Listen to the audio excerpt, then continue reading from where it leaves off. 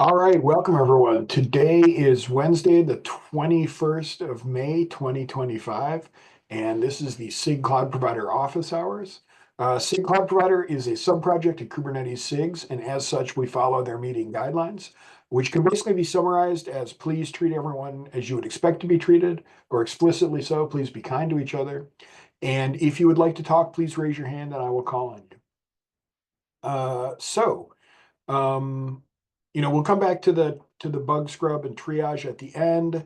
Uh, I'm not necessarily seeing anyone here for sub-project updates, although I guess, Lucas, I don't know if you had any further thoughts or if there's anything to add about Hetzner Cloud, specifically. Not specifically. I was wondering if we should pull up the enhancement pull request again on the agenda. So, bit unsure if you want to rather discuss this here or in the pull request itself. Yeah, why don't we that's this one, I think, right? Yeah, Cool. Yeah, yeah. If you why don't we come so let me just we had a couple agenda topics here. Let's see if any of these are applicable, and then if not, we can why don't we add this to the agenda as well? Okay, so I think like Theo, the questions that you're having here, do you need like Walter and or Bridget or Kirthan? Do you need people from those clouds to help out with that discussion?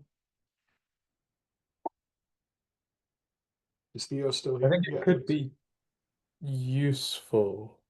Um, I had a quick look at each of those clouds' respective repos. Only Azure has got a draft PR. Um, so I was more bringing this up. Uh, well, the one which is we think a bug in the GCP auth provider. Yes, we should wait for Walt.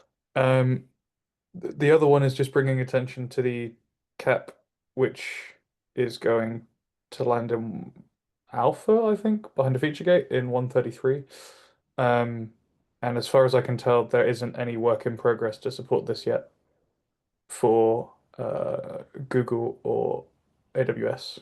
Um, so it's as much how do we prioritize this? I don't mind working on it, but it's more of a um, I feel like the SIG should probably be aware that this is a requirement that's coming down the pipeline and will require some attention in the not too distant future. Um, well, yeah. let's look at that here. So for kubelet image credential providers. Okay. So I guess you've looked at some of the repos to see if there was any work started on this, but is this something that's going to be required by all the cloud providers, do you think? I think if I'm still reading the cap, but from my understanding to the changes to the kubelet credential provider API, they're making breaking changes. So we'll need to do work to support the new API that kubelet is now piping to the credential providers. Um,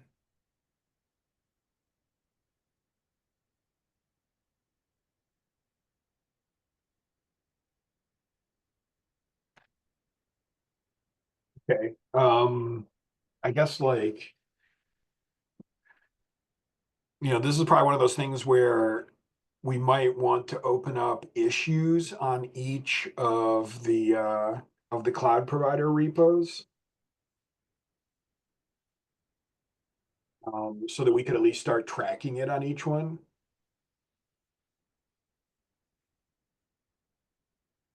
yeah, I don't mind taking that as an action item. If no one else wants to. Yeah, I mean that'd be awesome.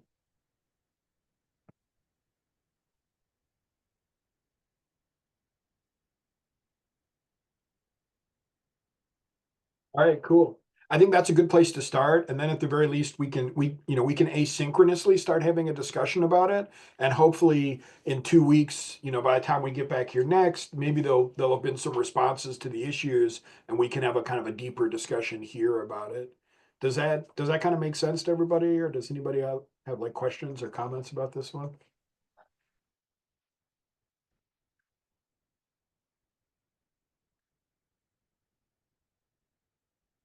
Okay. So I'm gonna copy that into the agenda here. All right. So I think we'll hold off on this topic, on your other topic, Theo, until, we can get a little more, GCP quorum. I guess why don't we go with my topic next? And since Kirthan is here, this is probably good topic for this.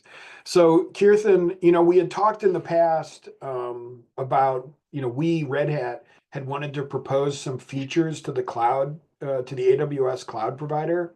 And, we had gone back and forth about some of these features are in these features are already in the AWS load balancer controller. And the current maintainers of the cloud provider did not want to add features there without bringing more maintainers on. So what I'd like to really discuss, I think, in Red Hat, we've made some kind of decisions that we'd like to get more involved with the AWS cloud provider. And we would like to help contribute some of these features that we'd like. And I think, what we'd like to do is if, depending on how you and the other maintainers feel, is, we would like to offer, we would like to bring some developers who could be added to the reviewers list and maybe myself or Joel added to the maintainers list in there so that we could start helping more with the kind of maintenance and day-to-day responsibilities of that cloud provider. And also we would like to propose some features there as well. I was wondering, do you have any thoughts about that? Or do you think maybe is there an office hours we can come to for the AWS provider where we could talk about this with more stakeholders? Uh, yeah, I think that should be fine regarding adding yourself and Joel to the maintenance thing. And I the I think the main issue is like the not issue, but at least the folks who work on AWS load balancer, mostly they don't join. They're not too much active on the other repos. They just most likely look only at the issues at the unless we specifically ask them. They mostly look at only the issues, at least in the load balancer, on the AWS load balancer repo. So I have to usually whenever I see some issue which is specific to load balancer, I usually ping them asking them, okay, there's an issue on cloud provider regarding the load balancer. Can you also please take a look? Or usually it goes that way. I mean, I'm not sure on the not sure so usually the person who used to host the cloud provider AWS Right. SIG meeting, sub project meeting. Right, Nick, right? Initially it used to be Nick, then there was a different guy, and both of them left AWS, and after them leaving AWS, they stopped hosting it. And I think there's also there's someone who's also asking the same thing in the cloud providers channel, at least AWS channel, I think last week. I'm not sure how I can check with Dims to see. We might have some context on it. I can check with him to see if there's a way we can revive that meeting. Because I don't think I have permissions for that one other link. So I can check with Dims on that one on that. But because usually there's most times we saw some issue if people have some questions or anything, we just discuss most of the time we just discuss on the GitHub issues, and that helped at least until now. But Okay. yes, we can definitely I'll definitely check with Dims to see if he has some context on that meeting invite to see Okay. if we can revive that one Yeah, that would be awesome. And maybe what we'll do is we'll start by proposing a PR to add ourselves to the owners file, and then we can have yeah an expanded discussion on that about like what we want to do and how we can communicate better and whatnot. Sure, yeah, that sounds good. Joel, you've got your hand up, please. Yeah, I just wanted to respond to the part about load balancer maintainers. So the main interest for us actually is like we've had several feature requests for different features that exist in the load balancer controller already, that should really exist in the CCM. So whether we need those load balancer controller maintainers to review this or not, when we're basically copy pasting stuff that already exists, I probably would say we don't, as long as we're confident that we've thoroughly tested it. So yeah, I want to make sure that we're not going to end up being blocked because we can't get reviews from people when we're confident we've done the testing and we can provide those test results on the PRs. So yeah, I don't know if that I helps. wasn't. No. I didn't mean like we need reviews from them. I just meant like when usually like since even I think I reviewed few of your PRs like on the regarding this. I think Yeah. the kubelet port, healthy port. So yes, I can review, or others also can review with basic testing and everything. I think they should be fine to merge.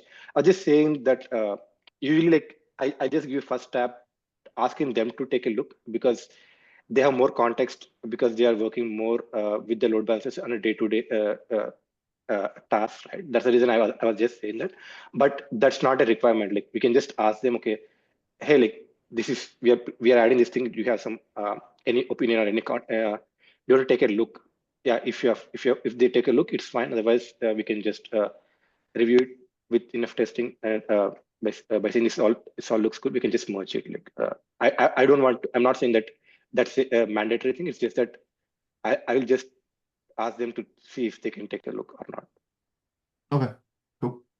Yeah, and I think the big thing here is like we're not, we don't want to do this. We don't want to do this in a way that's unfriendly, basically, right? So like Yeah. I would prefer to have more conversations with those maintainers if they feel uncomfortable about what we're proposing, or if they want changes in it. Yeah, let's increase the communication and and just have more collaboration there. Yeah, I think at least from what I understand, the main thing is like they are more they're trying to like ask or like move a lot of customers, anyone who is asking request to move from CCM to AWS load balancer. At least that's what they're trying. They have the goal like to move at least on the EKS or on the other things. But yeah, I think based on our previous conversation, right? I think it's this. I don't see an issue like having adding new features to the existing load balancer like repo. Okay, cool. I mean, that's awesome to hear. And like I said, we certainly don't want to create a situation where, we're kind of contributing things and then not being there to maintain them. So we'd like to help out with the maintenance of the cloud controller as well. And maybe in the future that will make it a little bit easier for that team, to maintain and whatnot. Yeah. Okay, cool. That is awesome. Thank you, Kirtan, for the input there. Yeah, Uh, I'll so take that just- action. Yeah, let me. I will work on the like separate meeting. I'll work on that. I'll check with how to revive that meeting.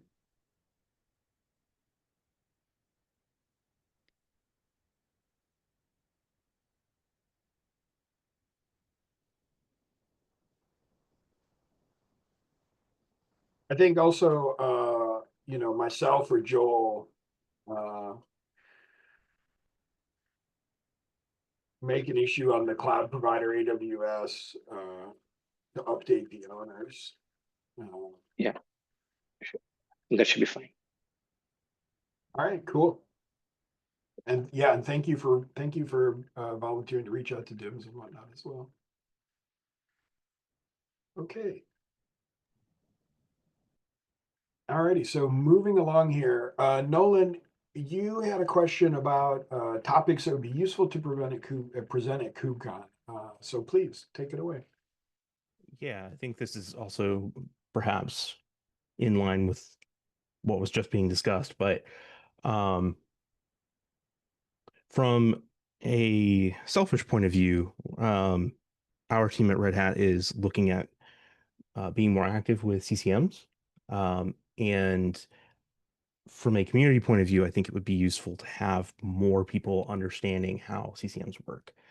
I've talked to you a little bit, Elmiko, in private about what topics might be useful at KubeCon, and whether or not, an overview or like a deep dive into the API and how things work would be useful.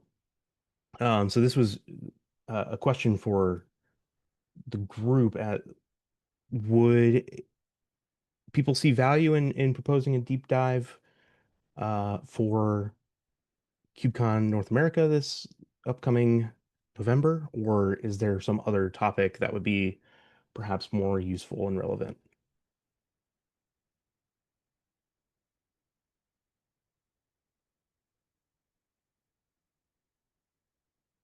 And this is a general question. Yeah, I can certainly give my thoughts, but I was going to hold off and wait and let other people respond. So does anyone have thoughts about like if what they might want to see or what they might think would be good as like a CCM related talk for KubeCon?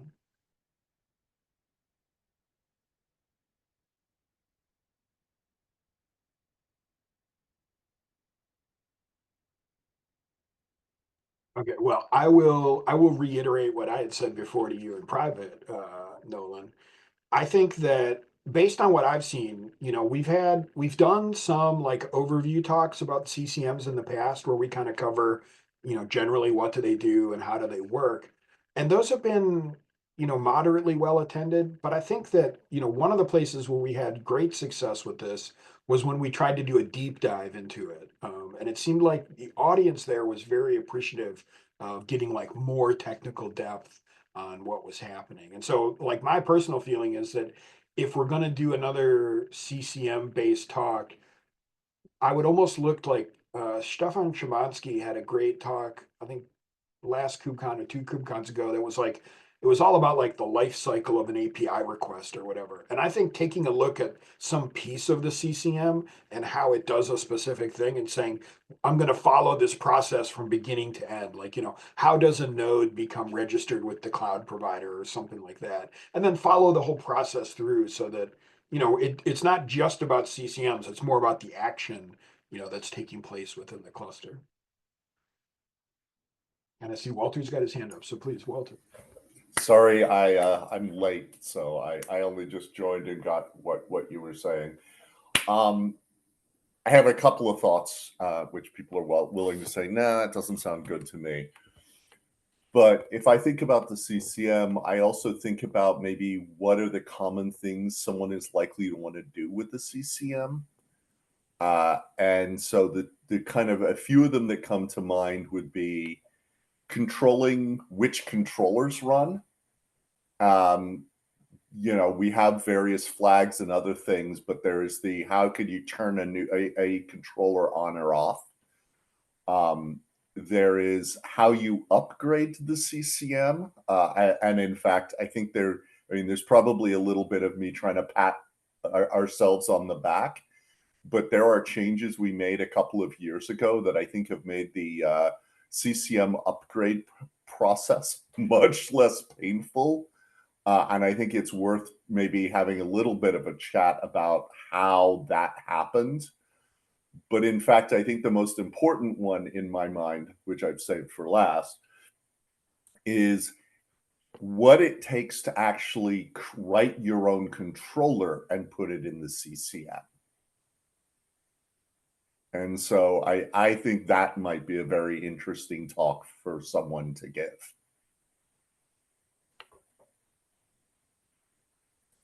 I tend to agree about adding a controller to the CCM. I think that's like a really interesting use case, and it gives you a chance to talk about kind of the internal details. My one request there would be like make the talk about some concrete action, right? So that the story is more easily graspable or whatever, right? Like I want to add this specific controller because my cloud does this thing, right? And I realize I'm being very vague about it now, but I would love to see that kind of, that kind of depth. I like that. The one thing I will say is I think there are a couple of extension points that it would be good to try and make sure you hit, even if you have to make it a little bit fake to do it. So as an example, how do you add command line options to the CCM so you can pass things through? And there's an entire section of adding a controller, which is specifically meant to make that easy and still allow for the easy upgrade. And I think that's maybe worth talking about.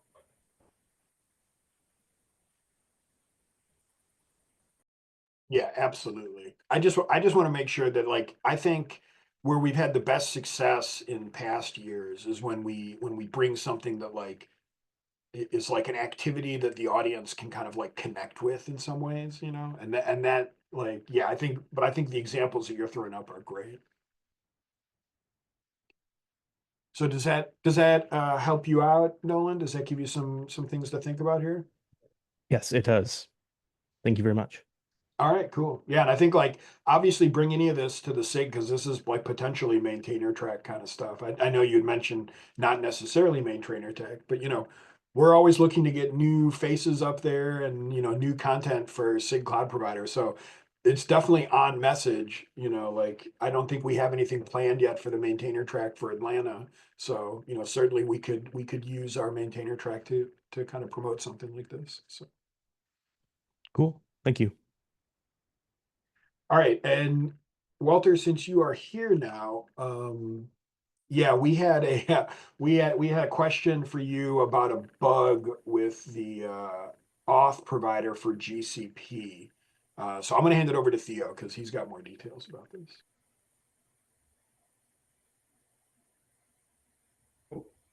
Hello. Sorry, I'm Hoover. Cool. So yeah, me and Joe were doing a little bit of digging the other day, and we were trying to use the auth provider with a image that was hosted on GCR, but with a custom domain. And when we read the code, we see that we basically range over the known public auth image hosting domains. I've forgotten what the proper word is there. And then output the same credentials. So we don't seem to parse the incoming request at all. We're wondering if this was like intentional behavior. Sorry, yeah, registries. Thank you, Joe. End of the day, words are hard. So yeah, would it be possible to support reading the incoming image registry and checking against domain? I'm not sure really what this would involve. I mean, I think it's a fine question. I got to admit, I don't have the answer off the top of my head. I'd have to do a little digging. That code, well, I would say that code was written by Kermit, but in fact, I think it was mostly a wrapper around existing code that we were extracting. And so if you can, I'm happy to chat about it, but this is probably a bit of a deep dive. So like maybe you and I can just book a little bit of time and we can go dig. It's going to be a bit of a dig though, and I don't want to waste people's time while we're sitting humming and hawing and going through old code PRs. But I'm happy to spend that time.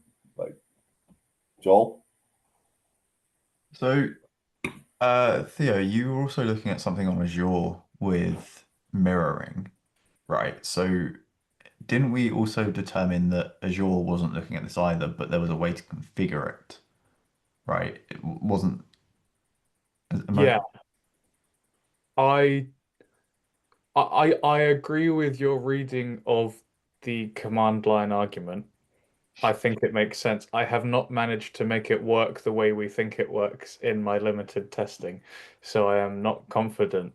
But yes, the registry mirroring sounds like it could be a nice approach. Yes. Want to explain it?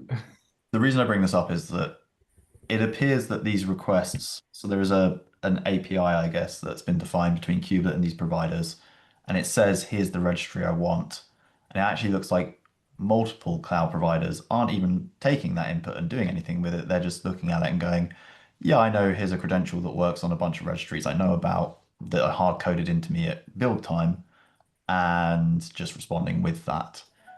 Azure's got a pattern for fixing this, so if we are going to fix this in other providers, it might be useful if we fixed it in the same way. If I'm all for Azure one works. I'm all for that. What your first sentence doesn't really surprise me, I will be honest. In general, I think back when all of this code was written, which was, like 8 years ago, the GCR, well, the predecessor to GCR.io, but let's skip past that. Basically said, there's a project, you're running from a project. There is one, these are all project level permissions for GCR.io. So the one set of credentials for that project should be sufficient for anything that you have permission on. So what you're describing doesn't surprise me. But yeah, we may need to spend a little bit of time. Yeah, well, yes, like I said, this was before the modern rollout with more. Yeah, things have gotten more complicated in the last 8 years. Yes. And then the other question I have is how involved is the SIG actually in these providers? Because I know there's lots of other. Is the which? Sorry? Oh, I got how involved is and I didn't catch the next word. Oh, SIG, as in, is SIG Cloud actually involved in these providers? I realize they're in the CCM repos. But I mean, Theo was pointing out some SIG node, SIG auth work going on there. I wasn't sure whether we were really just involved in them or hosting them. I mean, this is being recorded, so I'm a little nervous about my statement. My general bet is that no one is involved in them until someone finds something broken, and then a bunch of people scramble. It's my general interpretation. Having said that, I know Elmico and I have been. We technically own these, right? Let me step back, right? Cloud provider AWS, cloud provider Azure, cloud provider GCP, SIG Cloud Provider owns those repos, right? And as someone who works for one of those, I understand that sometimes the relevant company believes they own that repo. They don't. We do. And I think at the same time, I think that they sort of put a big wall around it and say, this is ours, don't make changes. And then they don't maintain it. And I'm kind of annoyed by it. Elmico is kind of annoyed by it. You guys are kind of annoyed by it. What I will say that may be a little more surprising is even some of the folks who sometimes act as the gatekeepers for changes in those areas are also annoyed by it.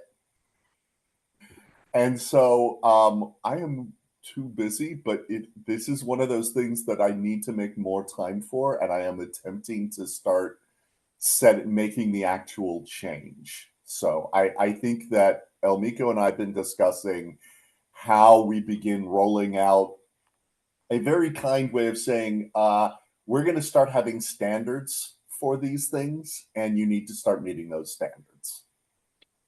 Yeah, okay. I mean, the main reason I ask is that we're finding a lot of bugs in these areas. It looks like they need a lot of love, and maybe some updating. And it probably is best if someone is looking at this across the clouds rather than independently, someone from AWS looking at the AWS version, et cetera, et cetera. So if we are saying as a SIG we own this, then I think it's perfectly fine for us to go and start looking at those and making improvements and feeling comfortable that we could, get those changes merged if we are making genuine improvements to those. But yeah. that's useful to know. So what I will say is, and I mean, this is a worst case scenario, and I'm not overly worried about it. But one thing I will say is, we own those are CNCF repos, right? CNCF pays the bills for those repos. CNCF owner files, like SIG Cloud Provider created those repos. I mean, they are our repos. There is, however, nothing to force it is a matter of convenience that the cloud providers use those to host their things that we care about there, but they don't have to. I want to work with them largely because I don't want to drive them off somewhere else. Like, if we can convince them that this is the right place to host it, but that they're going to need to adhere to our standards, then I think this becomes a leverage by which we can make the whole product better. And I would like it to work that way. So I don't just want to be, this is the law, we're the sheriff, I don't care what you want, right? Because they can say, fine, you own this town, I'm going to the next one. And so that would, to me, would be the bad outcome. So yeah, if that makes sense. Yep, that all resonates. Thank you. Chris, please. I was just gonna say, like, I kind of expected, again, when I brought Equinix Metals in this, that the long term we would do things more like we do in the cluster API community, where sometimes we run scans on all the hosted repos and make suggested changes and give people heads up. And that seems, it's like we're giving you the chance to do it yourself and maintain your ownership and your Sherpa-ness, is that a word, of your repo, but we're also telling you, like, some changes are needed, and then we'll do it if you refuse to and everyone yells at us to fix it. No, I think people are yelling at us to fix it, honestly. Yeah, I guess we're already there, huh?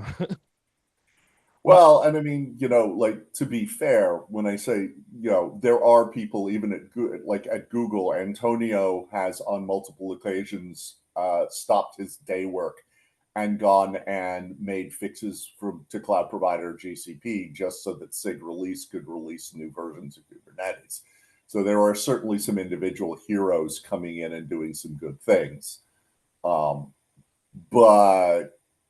I don't think that's where we want to be. I will also say, we have created, and Elmiko puts this better than I do, but we've created some messes. One of the biggest messes is when we pulled all of the code out of cloud provider code out of KK, which is a big win. It left some problems, like there are tests that cannot currently be run, right? Because they can only run on certain cloud providers, right? And I mean, it's easy to point at GCP because we worked hard for many years to try and make sure all of the tests ran on us. But there are other examples, like I know David Eads wrote a bunch of tests that just work on Red Hat.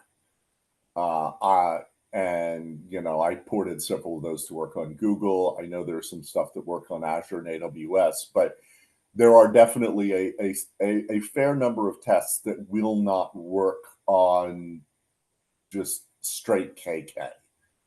And, it would be really good to be able to run those tests. And right now we can't. Yeah, I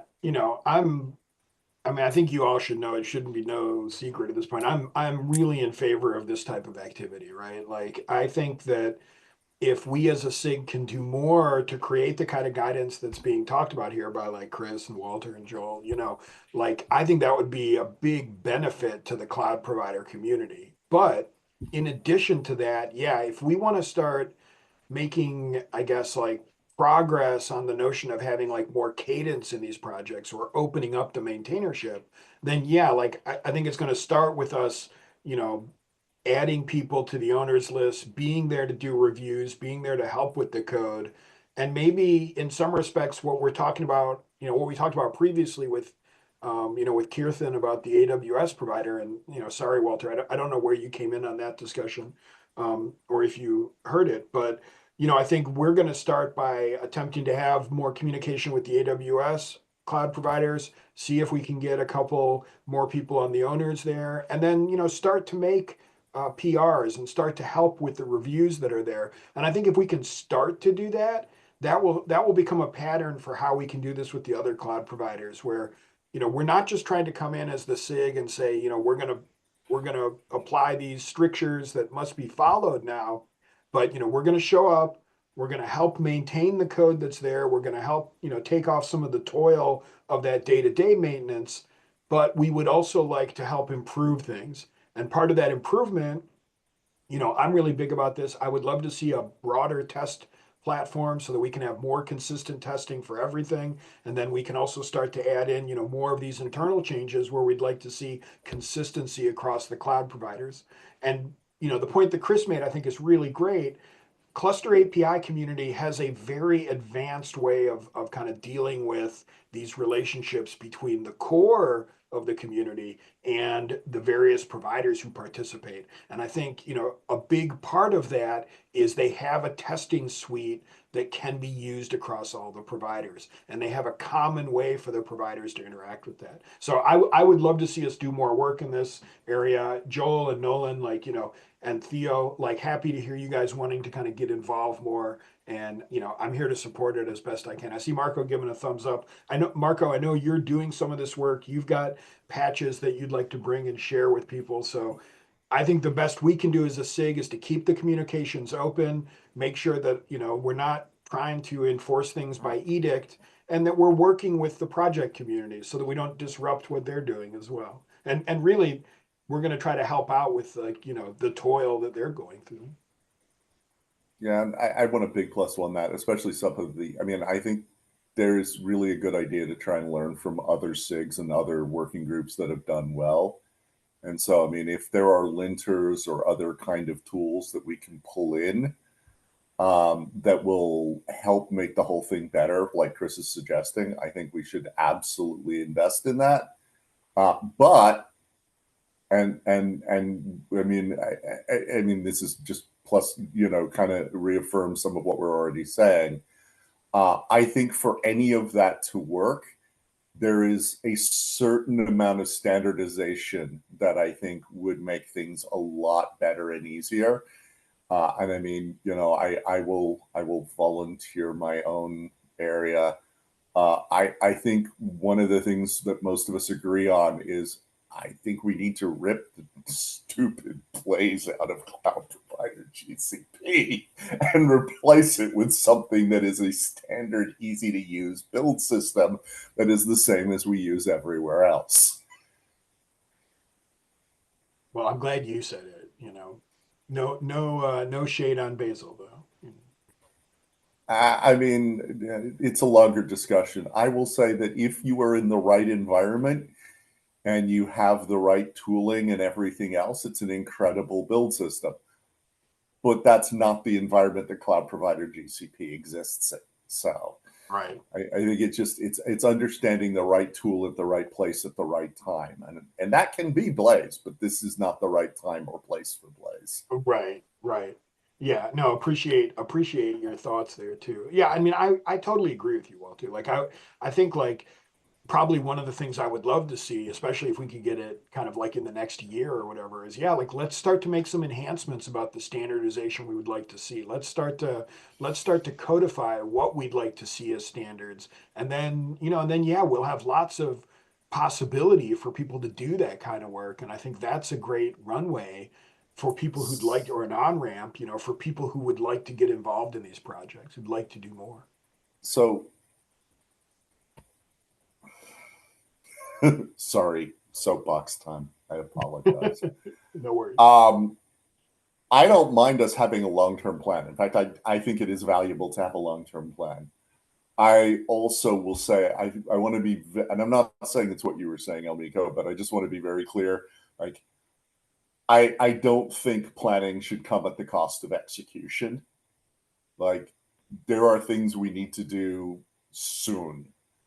And I think it is possible to both look at a short-term plan of things we know we need to do no matter what, and a long-term plan for longer-term decisions. And so I just want to be very clear. There are certain things that I think we should standardize. We shouldn't wait for the full plan.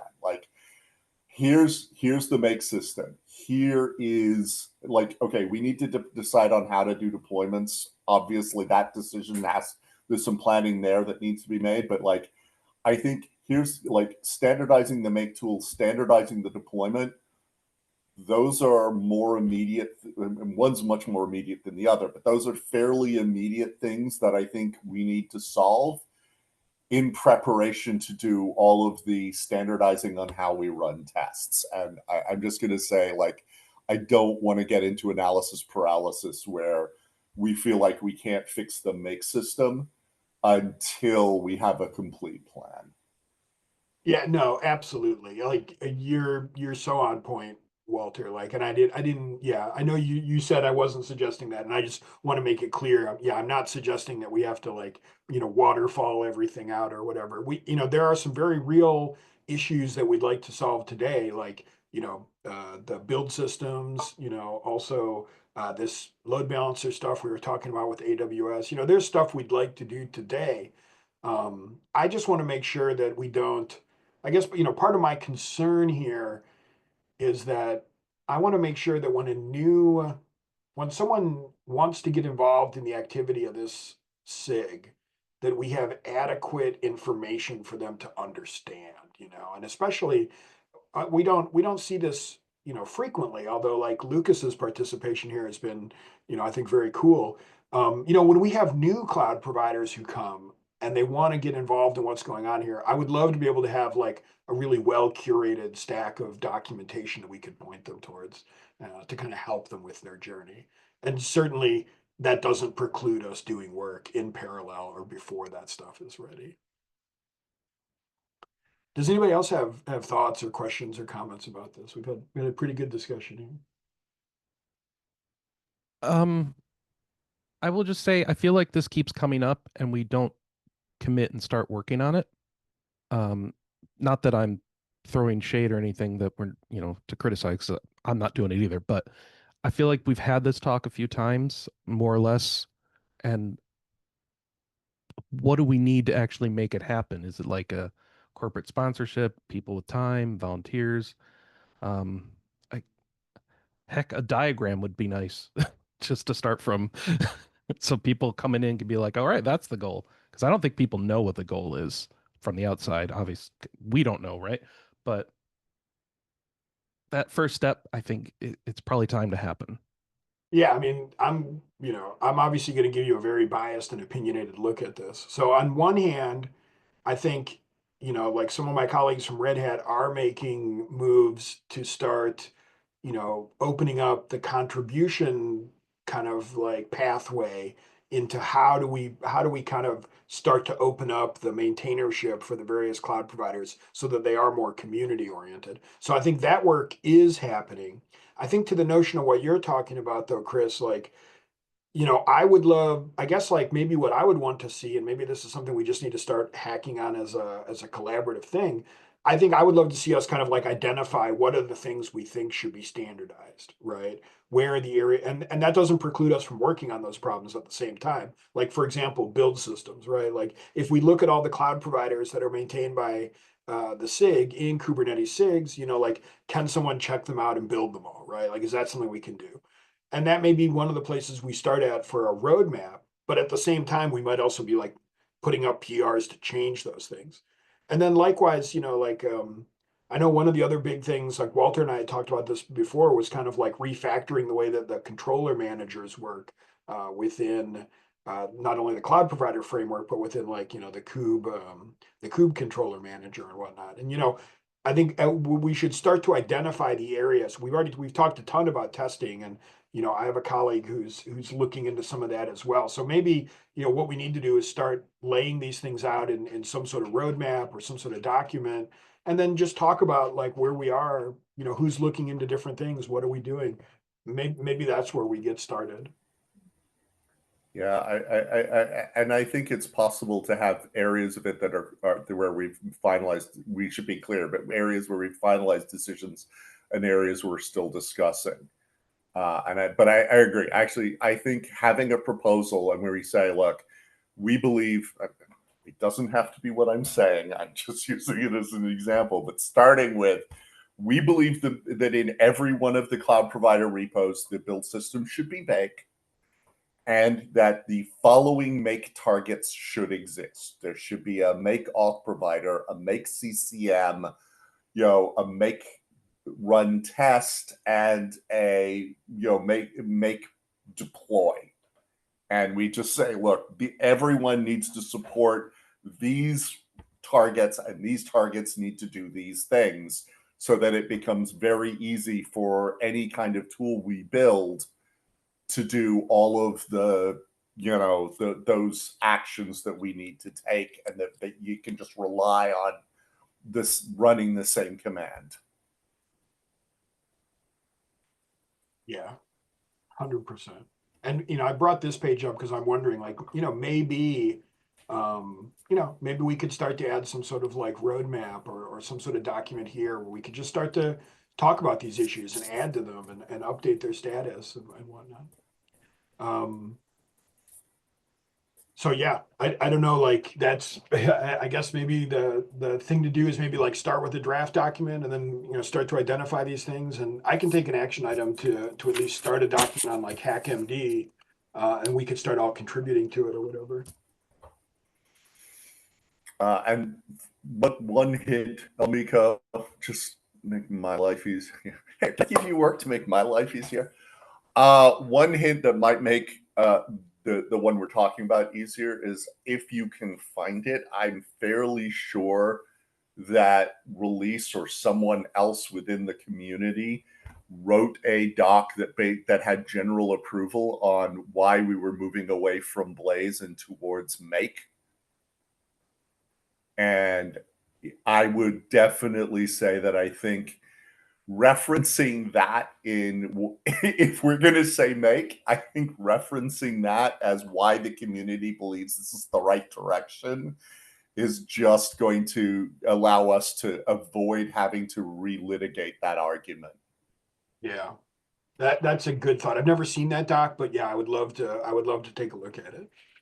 I think it came out just a few years ago. I mean, it was like right at the end of COVID or something. So I'm guessing that's about when it was.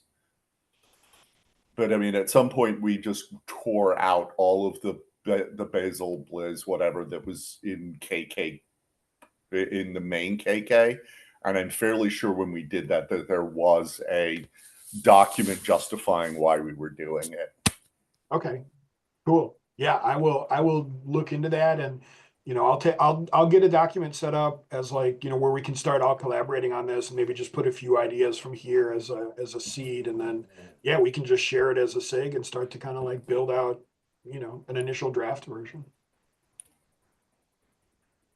Okay, we've got about 9 minutes left, so I'm gonna table this topic for now. We will obviously come back to it in the future. But just so that we have time to check out, to see if there are any open issues that need triaging, and if there's anything going on in the bugs that are. Okay, so triage is looking good. We got nothing going back to 2023 here. That's nice. Let's look at the open issues. I don't know if this is just SIG Cloud Provider. So it looks like we've got plenty with triage accepted here. Okay. And then let's just take a look to make sure that the tests are looking good and we don't have any sort of massive outage going on here. Although like the day that I come up and this is all red is probably not gonna be a good day for me, but it's looking good today, so that's nice. Oh, nice. Chris, did you find the issues that Walter was talking about there? I think so, but it's a quick Google. So Cool. Yeah, appreciate it.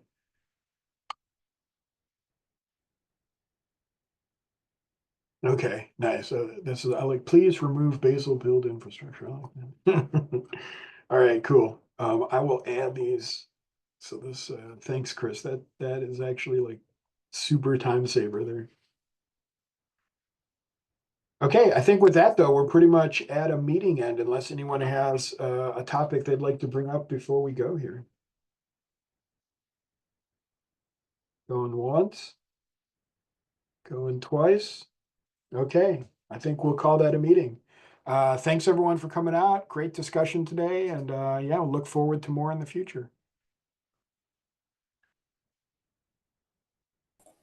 See you later, everybody.